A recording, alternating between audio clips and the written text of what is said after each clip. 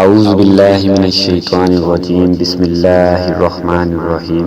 تمام سننے اور دیکھنے والوں کو السلام علیکم۔ دوستو، آج میں آپ کے سامنے حاضر ہوا ہوں ایک نئی ویڈیو کے ساتھ کہ حضرت سیدنا علی المرتضیٰ رضی اللہ تعالیٰ عنہ نے اسلام کیسے قبول کیا،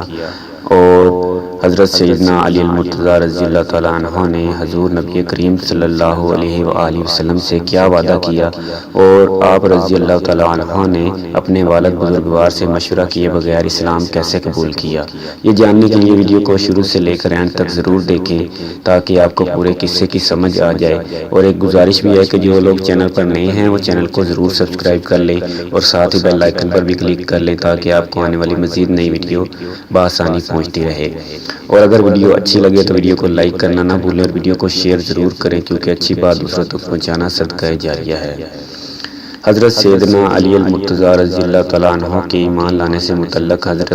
ابو یعلیہ رضی اللہ تعالیٰ عنہ کی روایت ہے کہ حضور نبی کریم صلی اللہ علیہ وآلہ وسلم پر پہلی وحی بروز پیر نازل ہوئی، اور حضرت سیدنا علی المرتضیٰ رضی اللہ تعالیٰ عنہ اگلے روز یعنی بروز منگل دائرہ اسلام میں داخل ہوئے۔ حضرت سیدنا علی المرتضیٰ رضی اللہ تعالیٰ عنہ کے قبول اسلام کے بارے میں ایک روایت یہ بھی ہے کہ حضرت سیدنا علی المرتضیٰ رضی اللہ تعالیٰ عنہ چونکہ حضور نبی کریم صلی اللہ علیہ وآلہ وسلم کے زیر سایہ پرورش پا رہے تھے، اس لیے آپ رضی اللہ تعالیٰ عنہ نے جب حضور نبی کریم صلی اللہ علیہ وآلہ وسلم اور ام المومنین حضرت سیدہ خدیجہ رضی اللہ تعالیٰ عنہ کو عبادت میں مصروف دیکھا تو حضور نبی کریم صلی اللہ علیہ وآلہ وسلم سے دریافت کیا کہ آپ صلی اللہ علیہ وآلہ وسلم یہ کیا کر رہے ہیں؟ حضور نبی کریم صلی اللہ علیہ وآلہ وسلم نے فرمایا، ہم اللہ کی عبادت کرتے ہیں۔ حضرت سیدنا علی المرتضیٰ رضی اللہ تعالیٰ عنہ نے پوچھا کہ یہ کیسی عبادت ہے؟ حضور نبی کریم صلی اللہ علیہ وآلہ وسلم نے فرمایا، یہ اللہ کا دین ہے اور اللہ نے مجھے اپنے دین کی تبلیغ اور لوگوں کی رشد و ہدایت کے لیے چنا ہے، اور میں تمہیں اسی اللہ وحدہ لا شریک پر ایمان لانے کی دعوت دیتا ہوں۔ حضرت سیدنا علی المرتضیٰ رضی اللہ تعالیٰ عنہ نے جب حضور نبی کریم صلی اللہ علیہ وآلہ وسلم کی بات سنی تو حیران ہو گئے اور پوچھا کہ میں نے پہلے کبھی اس دین کے بارے میں کچھ نہیں سنا، اس بارے میں فیصلہ کرنا مشکل نظر آتا ہے، اس لیے میں اس بارے میں اپنے والد سے مشورہ کرنا چاہتا ہوں۔ حضور نبی کریم صلی اللہ علیہ وآلہ وسلم نے فرمایا، علی رضی اللہ تعالیٰ عنہ، تمہیں اس بات کا حق حاصل ہے، لیکن ابھی تم اس بات کا ذکر کسی اور شخص سے نہ کرنا۔ حضرت سیدنا علی المرتضیٰ رضی اللہ تعالیٰ عنہ نے حضور نبی کریم صلی اللہ علیہ وآلہ وسلم سے وعدہ کیا کہ وہ اس بات کا ذکر کسی سے نہیں کریں گے۔ چنانچہ اس رات جب حضرت سیدنا علی المرتضیٰ رضی اللہ تعالیٰ عنہ نے سونے کے لیے لیٹے تو وہ اس بات پر غور کرتے ہوئے سو گئے۔ اللہ عز و جل نے آپ رضی اللہ تعالیٰ عنہ کے قلب کو روشنی عطا فرمائی، اور آپ رضی اللہ تعالیٰ عنہ نے اپنے والد بزرگوار سے مشورہ کیے بغیر اگلے روز حضور نبی کریم صلی اللہ علیہ وآلہ وسلم کی خدمت میں حاضر ہو کر ان سے عرض کیا کہ مجھے دائرہ اسلام میں داخل فرما لیں۔ حضور نبی کریم صلی اللہ علیہ وآلہ وسلم نے آپ رضی اللہ تعالیٰ عنہ کو کلمہ توحید پڑھایا، اور آپ رضی اللہ تعالیٰ عنہ مشرف اسلام ہوئے۔ حضرت سیدنا علی المرتضیٰ رضی اللہ تعالیٰ عنہ کو قبول اسلام کے بارے میں ایک روایت یہ بھی ہے کہ جب آپ رضی اللہ تعالیٰ عنہ نے حضور نبی کریم صلی اللہ علیہ وآلہ وسلم کو یہ کہا کہ میں اپنے والد بزرگوار سے مشورہ کرنے کے بعد جواب دوں گا، اور آپ رضی اللہ تعالیٰ عنہ حضور نبی کریم صلی اللہ علیہ وآلہ وسلم کی خدمت سے اپنے والد بزرگوار کے پاس جانے کے لیے روانہ ہوئے تو راستے میں خیال آیا کہ والد بزرگوار نے یہ نصیحت کی تھی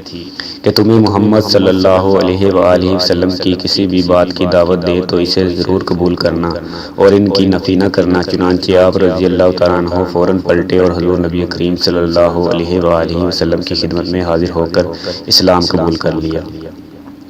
کتب سیر میں منقول ہے کہ حضور نبی کریم صلی اللہ علیہ وآلہ وسلم ابتدائی اسلام میں عبادت کے لیے مکہ مکرمہ کے نواح میں واقع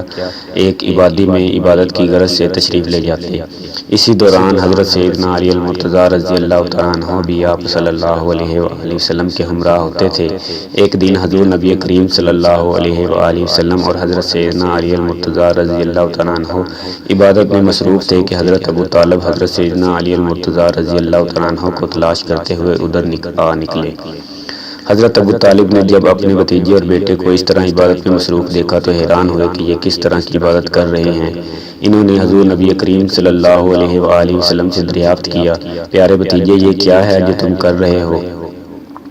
حضور نبی کریم صلی اللہ علیہ وآلہ وسلم نے فرمایا کہ چچا محترم، یہ میرے باپ ابراہیم علیہ السلام کا دین ہے اور اللہ تعالیٰ نے مجھے رسول بنا کر بھیجا ہے۔ میرے چچا، آپ اس بات کے زیادہ حقدار ہیں کہ میں آپ کو اس دین کی دعوت دوں،